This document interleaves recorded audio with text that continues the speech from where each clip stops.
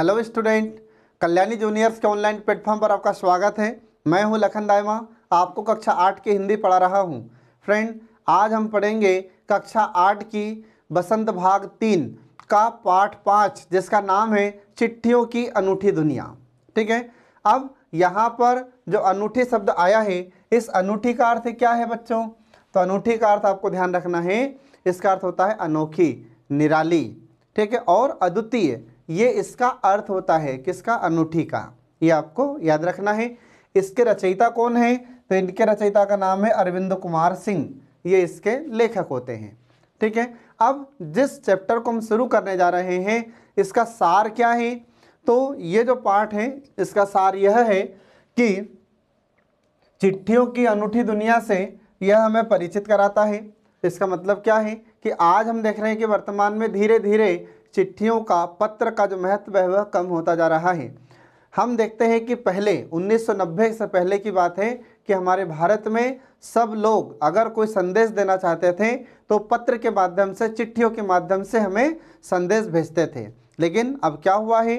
तो 1995 में हमारे भारत में मोबाइल शुरू हो गए। अब मोबाइल शुरू होने के बाद में क्या हुआ कि हम मैसेज कर देते हैं तो पत्र लिखने की आवश्यकता नहीं है, हम बात कर लेते हैं, पत्र लिखने की आवश्यकता नहीं है। फिर इसके बाद में आजकल हम देखते हैं कि मोबाइल में वीडियो कॉलिंग कर लेते हैं, तुरंत आमने सामने बातें हो जाती हैं। फिर इसके बाद व्हाट्सएप पे बात हो जाती है, ईमेल पर बात हो जाती है। तो फिर पत्रों का महत्व नहीं रहा, पत्र का हम उपयोग कम करते हैं। ठीक है, लेकिन जो हमें पत्र में मज़ा आता है, या जो भी ऐसा हमारे पास पत्र आता था, उससे हमें जो संतोष प्राप्त होता था, जो संतुष्टि हमें पत्र को पढ़ने से प्राप्त होती थी, ये इन व्हाट्सएप के मैसेज या टेक्स्ट मैसेज या ईमेल पढ़ने से हमें संतुष्टि प्राप्त नहीं होती है। ये आप भी जानते हैं। ठीक है, तो यही सार हमें इस पाठ में हमको पढ़ने को मिलता है और हमारे लेखक ने यही बातें हमारे इस पाठ में बताई है। ठीक है, तो इसमें हम देखते हैं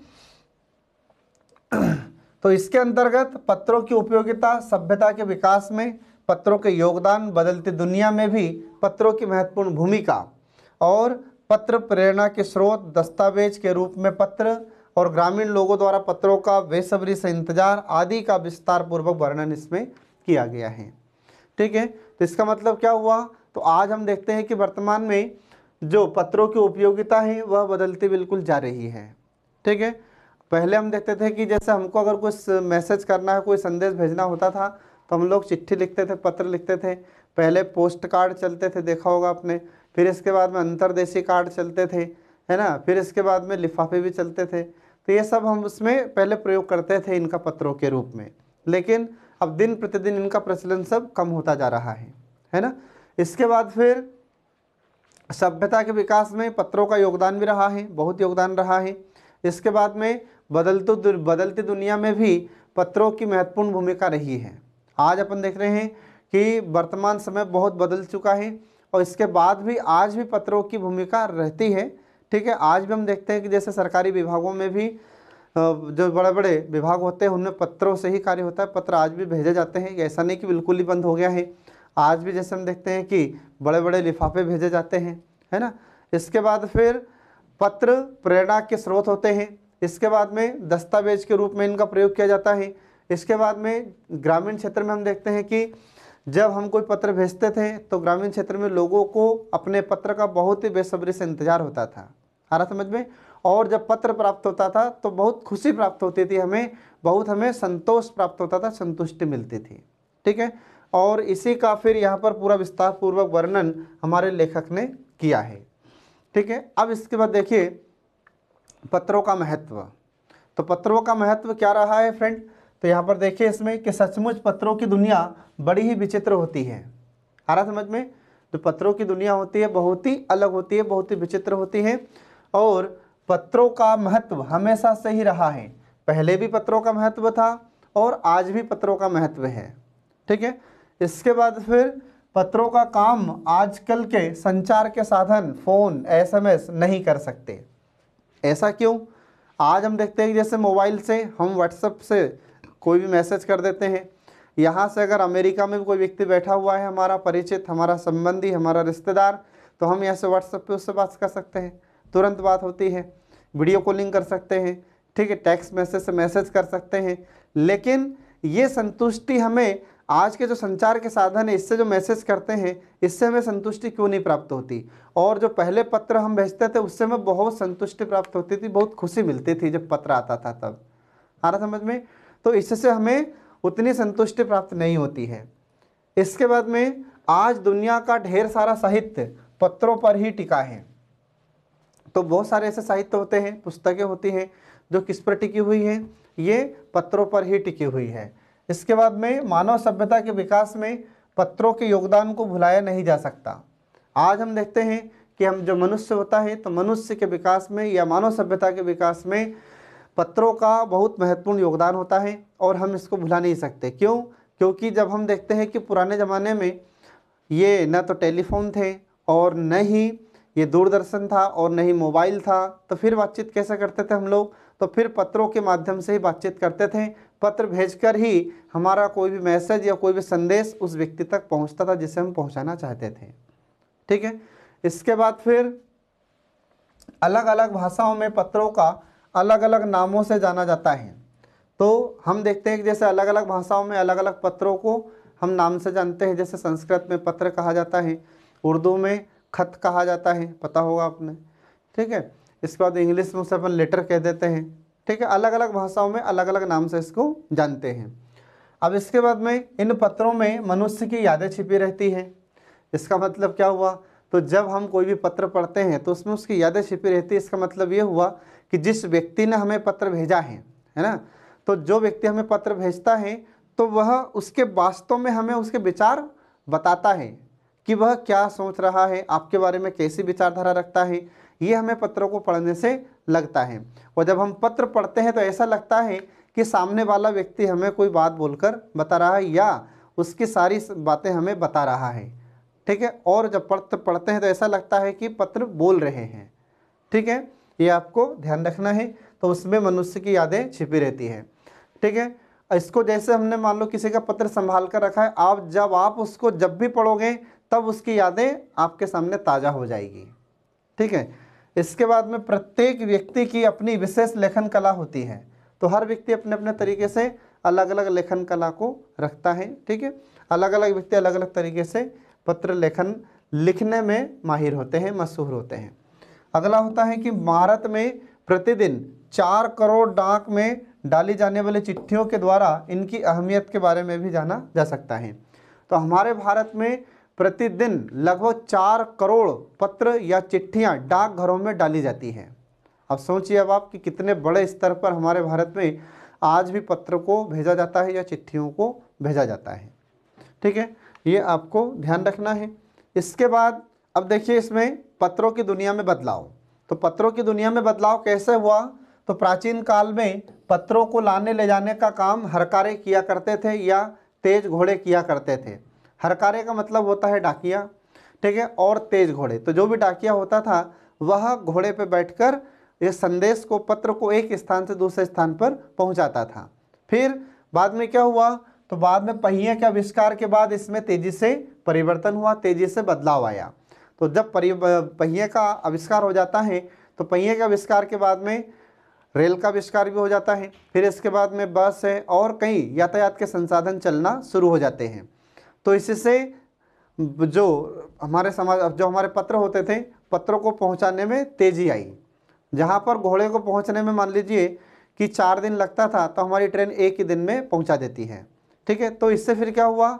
और पत्र की दुनिया में बदलाव आने लगे। फिर धीरे धीरे घोड़े का महत्व कम हुआ। फिर इसके बाद में हम देखते हैं जैसे एरोप्लेन, हवाई जहाज़ का आविष्कार हुआ। तो हवाई जहाज़ के आविष्कार के बाद में अब जैसे मान लीजिए कि हमको भारत से अमेरिका हमारा पत्र भेजना है, चिट्ठियाँ भेजना है, तो यहाँ से पत्र को 2 से 3 दिन के अंदर पहुँचाया जा सकता है। ठीक है। ये पत्रों की दुनिया में बदलाव आने लगा। फिर इसके बाद में आगे देखिए इसमें रेल और तार के द्वारा पत्रों की दुनिया में बहुत तेज़ी से परिवर्तन होने लगा, है ना। फिर इसके बाद टेलीफोन, वायरलेस, इससे भी आगे बढ़कर रडार इस परिवर्तन में हाथ बटाता जा रहा है। ठीक है। तो फिर हम देखते हैं जैसे रेल के आविष्कार के बाद में बस है और हवाई जहाज, इनका आविष्कार हुआ। फिर धीरे धीरे क्या होने लगा? तो धीरे धीरे रडार का जब आविष्कार हो जब रडार की शुरुआत हो जाती है तो रडार की शुरुआत के कारण क्या हुआ कि और तेजी से पत्रों की दुनिया में बदलाव आ चुका है। अब तो क्या हो रहा है सीधा, तो इसी रडार के माध्यम से अपन देखते हैं कि हमारे जितने भी संचार के साधन होते हैं ये इसी माध्यम से चलते हैं। ठीक है, आज हम देखते हैं कि जैसे हमारे पास जो मोबाइल होता है उससे हम तुरंत मैसेज कर सकते हैं। ठीक है, इसके बाद ईमेल कर सकते हैं, व्हाट्सएप से मैसेज सेंड कर सकते हैं। तो ये सब घंटों का काम अब मिनटों में हो रहा है। ठीक है, लेकिन हमें इनसे वो संतुष्टि प्राप्त नहीं होती है जो हमें पत्रों से संतुष्टि प्राप्त होती थी, पत्रों से हमें खुशियाँ मिलती थी, वह खुशियाँ अब इन संचार के साधनों से प्राप्त नहीं होती। ठीक है, ये आपको ध्यान रखना है। अब इसके बाद देखिए पत्र संस्कृति विकसित करने के उपाय। तो पत्र की संस्कृति को विकसित करने के लिए कौन कौन से उपाय किए जा रहे हैं, तो यहाँ पर देखिए अब आप इसमें, तो पिछले शताब्दी में पत्र लेखन ने कला का रूप ले लिया था। तो हम पिछले शताब्दी में देखते हैं कि हमारे भारत में पत्र एक लेखन कला था। ठीक है, पत्र को अच्छे तरीके से अच्छी शैली में कैसे लिखा जाए ये इसकी भी कला होती थी, है ना। फिर इसके बाद में लोगों में पत्र संस्कृति विकसित करने के लिए स्कूली पाठ्यक्रमों में पत्र लेखन का विषय शामिल किया गया है। तो हमारी सरकार ने पत्र लेखन कला को बढ़ावा देने के लिए स्कूल स्तर पर इसका एक पाठ्यक्रम भी शुरू किया है। तो भारत के साथ विश्व डाक संघ की ओर से 16 वर्ष से कम आयु वर्ग के बच्चों के लिए पत्र लेखन का कार्यक्रम 1972 से 1972 से शुरू किया गया है। तो ये आपको ध्यान रखना है। ठीक है, तो भारत में ही और भारत के साथ साथ पूरे विश्व में भी, तो विश्व डाक संघ और भारत के द्वारा भी 16 वर्ष से कम आयु वर्ग के बच्चों के लिए पत्र लेखन कला की शुरुआत की गई है। तो इसकी शुरुआत कब की गई थी, 1972 में, 1972 में शुरू की गई थी। ये इससे आप लोग याद रखिएगा, है ना। इसके बाद फिर क्या हुआ, तो यह सही है कि संचार के बढ़ते साधनों के कारण पत्रों की आवाजाही प्रभावित हुई है। संचार के साधन जैसे जैसे बढ़ रहे हैं वैसे वैसे हमारा जो पत्रों की आवाजाही है इसमें परिवर्तन हुआ है। तो कैसे परिवर्तन हुआ है, तो संचार के साधनों के आने से, ठीक है, अब इनमें परिवर्तन हो चुका है, बदलाव आ गया है। मतलब धीरे धीरे अब लोगों का इंटरेस्ट भी पत्र लिखने में कम होता जा रहा है। क्यों, पहले हम देखते हैं कि जैसे जितने पत्र लिखे जाते थे, आज क्या पत्र लिखा जाता है, क्या नहीं लिखते, क्योंकि आज हम सीधे व्हाट्सएप से बात कर लेते हैं, ईमेल से बात कर लेते हैं। ठीक है, इसके बाद में वीडियो कॉलिंग से बात कर लेते हैं, है ना। तो ये इनकी आवाजाही कम हुई है संचार के साधनों के कारण, परंतु व्यापारिक पत्रों की संख्या में वृद्धि हुई है। तो आम जनता ने या मनुष्य ने या मानव ने अपने संदेश भेजने के लिए पत्रों का उपयोग कम कर दिया है, परंतु व्यापारिक स्तर पर देखा जाए या व्यापारिक पत्रों की संख्या देखी जाए तो वह बढ़ती ही गई है। क्योंकि आज हम देखते हैं कि वर्तमान में जो व्यापार होता है तो ज़्यादातर आज भी पत्रों के माध्यम से वो लोग अपने सारे व्यापार की जितनी भी चीज़ें हैं उनका वर्णन पत्रों के माध्यम से ही करते हैं। ठीक है, तो ये आपको ध्यान रखना है। अब इसके बाद में एक समय लोग पत्रों का महीनों इंतजार करते थे, पर आज परिवहन के साधनों के विकास ने दूरी अत्यंत कम कर दी है। पहले क्या होता था, तो पहले जैसे पत्र का हम इंतजार करते थे कि हमारे मामा जी का पत्र आने वाला है, ठीक है, या फिर और किसी हमारे रिश्तेदार का पत्र आने वाला है, तो हम कई दिनों तक इंतजार करते थे। लेकिन अब क्या है कि परिवहन के साधनों के विकास ने दूरी अत्यंत कम कर दी है। अब जैसे मान लीजिए कि अपने को 50 किलोमीटर दूर जाना है, ठीक है, या 100 किलोमीटर दूर जाना है, और 100 किलोमीटर दूर जाना है तो हम गाड़ी से चले जाते हैं, 2 व्हीलर है, 4 व्हीलर है, ट्रेन है, बस है, ये जितने परिवहन के साधन है इससे हम कम समय में पहुंच सकते हैं। जबकि पहले ये संसाधन विकसित नहीं थे या ये संसाधनों की व्यवस्था नहीं थी तो हम पत्र का इंतजार किया करते थे। पहले रोड भी नहीं थे तो परिवहन के साधन कैसे चलेंगे, तो हम पत्रों का इंतजार करते रहते थे, है ना। इसके बाद फिर आज पत्र के अलावा संचार के अन्य साधनों का भी प्रयोग किया जाने लगा है। तो आज हम देखते हैं कि वर्तमान में संचार के साधन उपलब्ध है हमारे पास। मैं आपको पहले बता चुका हूं, जैसे मोबाइल है, तो मोबाइल ने इस पत्रों की महत्व या पत्रों की उपयोगिता को बहुत कम कर दिया है।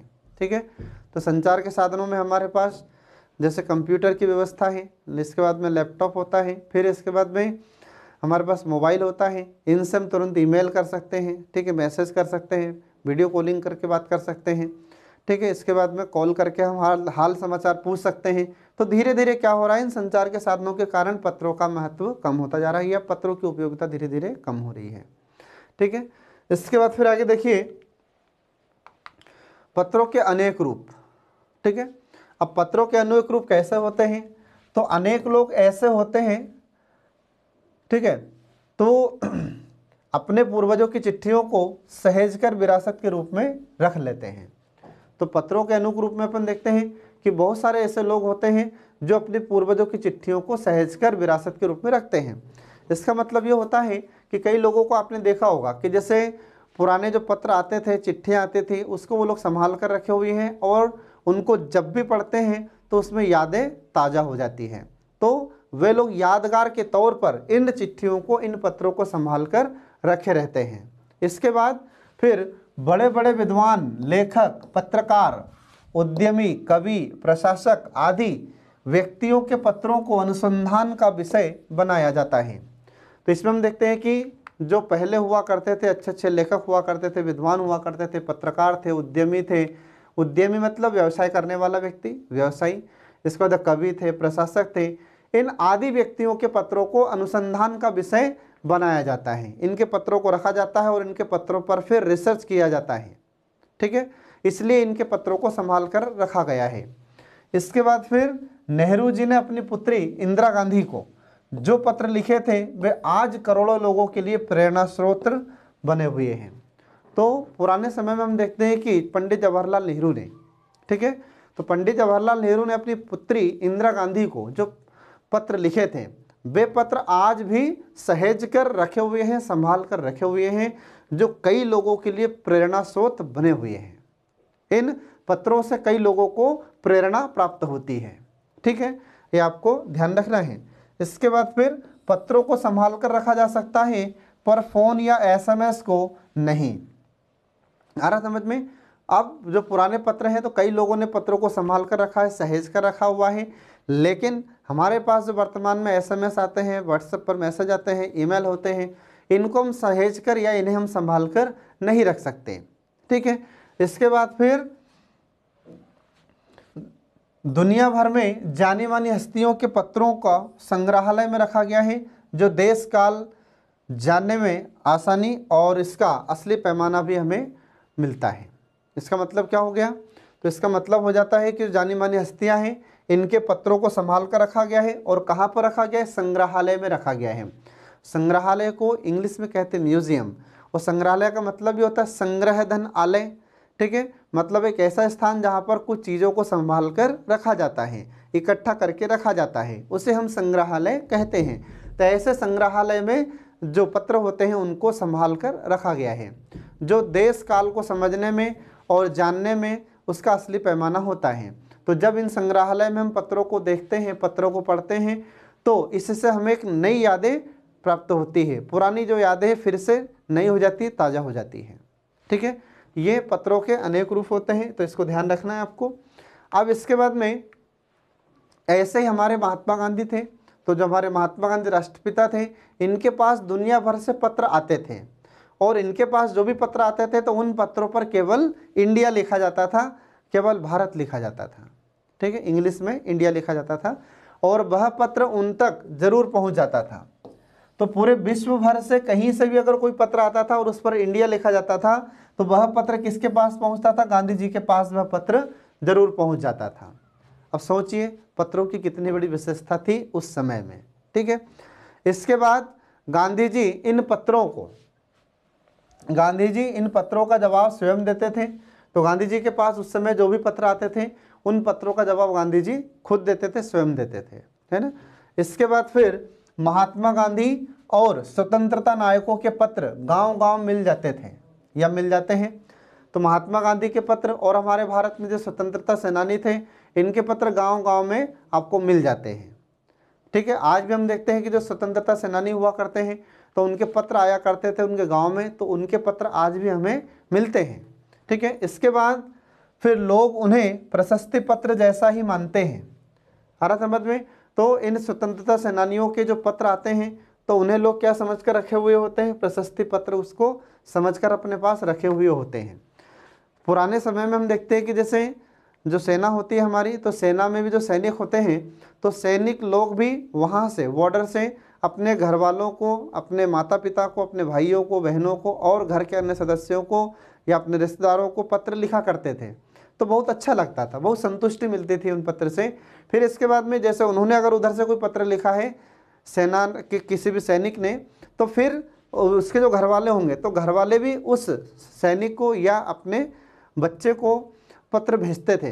तो जो व्यक्ति जैसे उधर उसने पहले पत्र भेजा है, तो फिर वह अपने घर वालों के पत्र का भी इंतजार किया करता था कि मैंने पत्र भेजा है तो मुझे भी उधर से कोई ना कोई जवाब जरूर मिलेगा। तो बहुत ही संतुष्टि प्राप्त होती थी पत्र को प्राप्त करने के बाद में। ठीक है, इसके बाद फिर उन पत्रों को उन्होंने फ्रेम कराकर रख लिया।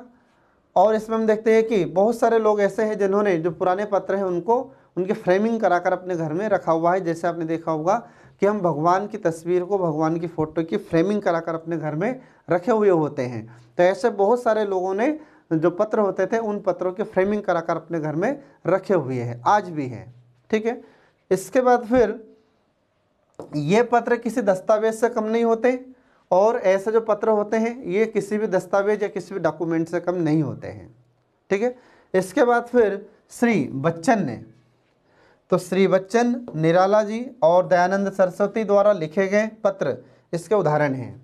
तो जो हरिवंश राय बच्चन जी हैं, इसके बाद में निराला जी हैं, दयानंद सरस्वती हैं, इनके द्वारा जो पत्र लिखे गए थे ये इसका एक अच्छा उदाहरण है, जिनके पत्रों को आज भी किस में रखा गया है, तो इनको एक दस्तावेज के रूप में संभाल कर रखा गया है। ठीक है, ये आपको ध्यान रखना है। इसके बाद फिर आगे देखिए इसमें पत्र व्यवहार की परंपरा। अब पत्र व्यवहार की परंपरा कैसी है, तो पत्र व्यवहार का मतलब क्या होता है फ्रेंड, तो पत्र व्यवहार का मतलब होता है कि जब हम किसी को पत्र भेजते हैं तो हमने जिसको पत्र भेजा है फिर वह व्यक्ति हमें पत्र भेजता है, तो इसे क्या कहा जाता है, पत्र व्यवहार कहते हैं। तो पत्र व्यवहार की परंपरा कैसी है ये देखिए आगे आप। तो पत्र व्यवहार की परंपरा भारत में अत्यंत पुरानी है। ठीक है, तो जो पत्र व्यवहार की परंपरा हमारे भारत में ये प्राचीन काल से चली आ रही है। तो जो राजा महाराजा का काल था, तो राजा महाराजाओं के शासन काल से यह परंपरा हमारे भारत में चली आ रही है, ये आपको ध्यान रखना है। फिर इसका विकास आज़ादी के बाद हुआ है, लेकिन जब हम देखते हैं कि हमारे भारत में हमको आज़ादी प्राप्त हुई तब इसका विकास और तेजी से हुआ था। ठीक है, इसके बाद फिर पत्र लोगों को जोड़ने का काम करते हैं। तो जब हम पत्र भेजते थे, हमारे रिश्तेदार को पत्र भेजते थे, रिश्तेदार हमें पत्र भेजते थे, तो इससे क्या होता है कि एक दूसरे में जुड़ाव बढ़ता है, एक दूसरे में लगाव बढ़ता है। आ रहा समझ में? तो पत्र एक दूसरे को जोड़कर रखने का कार्य करते थे। इसके बाद फिर संचार के अनेक उन्नत साधन भले ही विकसित हो गए हों, पर चिट्ठी पत्री की हैसियत अब भी बनी हुई है। आज हमारे देश में भले ही कितने संचार के साधन विकसित कर लिए गए हैं, परंतु जितनी उपयोगिता या जितनी हैसियत हमारी चिट्ठी, हमारी पत्रिका रखती है, उतनी हैसियत ये आज के संचार साधन भी नहीं रखते। आ रहा समझ में? आजकल आपने देखा होगा कि जैसे शादी होती है, विवाह होता है ना, या फिर इसके बाद में किसी की डेथ हो जाती है तो किसी को शोक पत्र भेजना है। तो पहले हम शोक पत्र भेजते थे, लेकिन आजकल क्या होता है कि मोबाइल में भी शोक पत्र टाइप कर लेते हैं और सबको व्हाट्सअप कर देते हैं। ऐसा समय आ गया है भारत में। इसके बाद शादी की पत्रिका होती है, तो शादी का पत्रिका भी टाइप करवा लेते हैं और उसी को फिर सबको व्हाट्सएप के द्वारा सेंड कर दिया जाता है। जबकि पहले क्या होता था, पहले हम घर पत्रिका देने जाते थे, जो हमारे रिश्तेदार होते थे उनके यहाँ पर।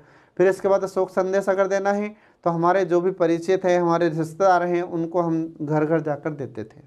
ठीक है, लेकिन अब क्या हो रहा है, अब संचार के साधनों ने बिल्कुल परिवर्तन करके रख दिया है। परंतु ध्यान रखना कि जितनी हैसियत चिट्ठी पत्रिका की होती है, उतनी हैसियत इन संचार के साधनों के द्वारा भेजा गया मैसेज की नहीं होती।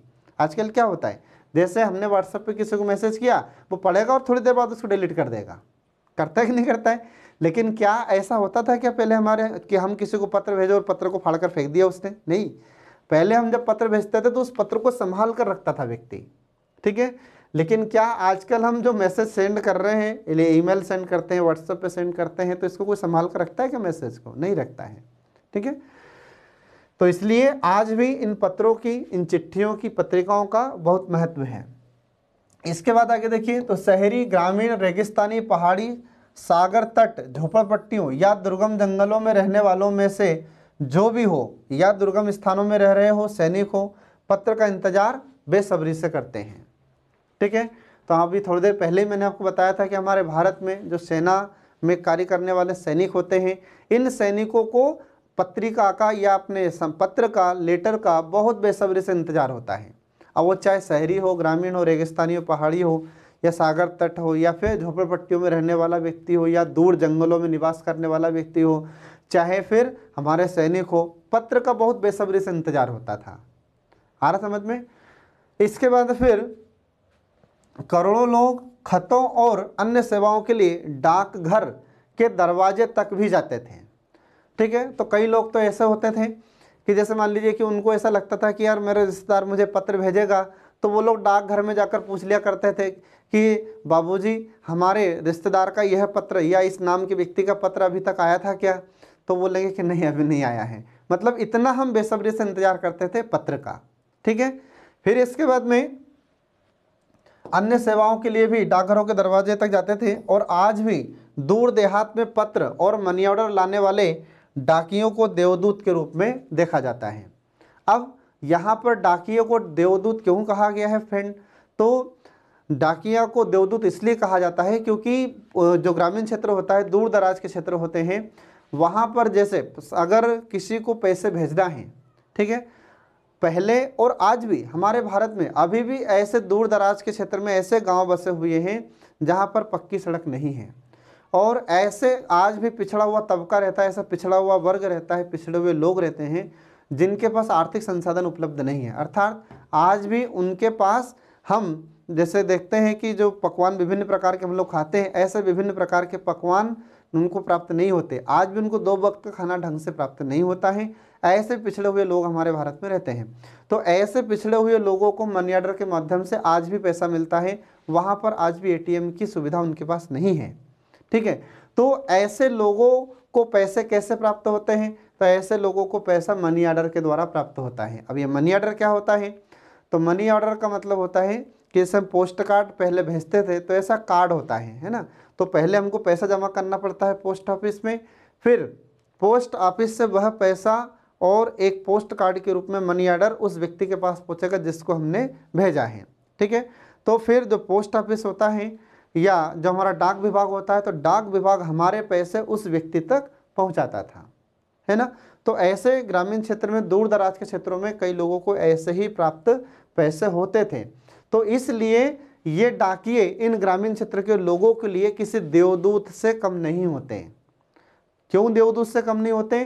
क्योंकि उनकी जो समस्याएं हैं, तो उनकी समस्या पैसों से दूर होती थी, और ये पैसे हमारे डाक विभाग की ओर से वहाँ तक पहुँचाए जाते थे।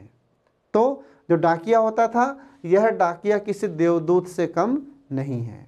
और जो गांव के लोग हैं, ग्रामीण क्षेत्र के लोग थे, वे इस डाकियों के देवदूत के रूप में समझते थे, या इसको देवदूत ही मानते थे वो लोग। ठीक है, और बहुत सम्मान किया जाता है डाकिये का वहाँ पर, पोस्टमैन का। ठीक है, तो इस प्रकार से बच्चों यहाँ पर हम देखते हैं कि हमारी चिट्ठियों की अनूठी दुनिया, ये यहाँ पर ये पाठ खत्म हो जाता है। तो आई होप आप लोग इसको बहुत अच्छे से समझ गए होंगे। पढ़ते रहिए, देखते रहिए हमारे कल्याणी जूनियर्स के सभी वीडियोस, जो आपको सफलता दिलाने में महत्वपूर्ण भूमिका निभाते हैं। हम थोड़ी ही देर में आपके लिए प्रस्तुत होंगे इस चिट्ठियों की अनूठी दुनिया के प्रश्न उत्तर। Thanks for watching.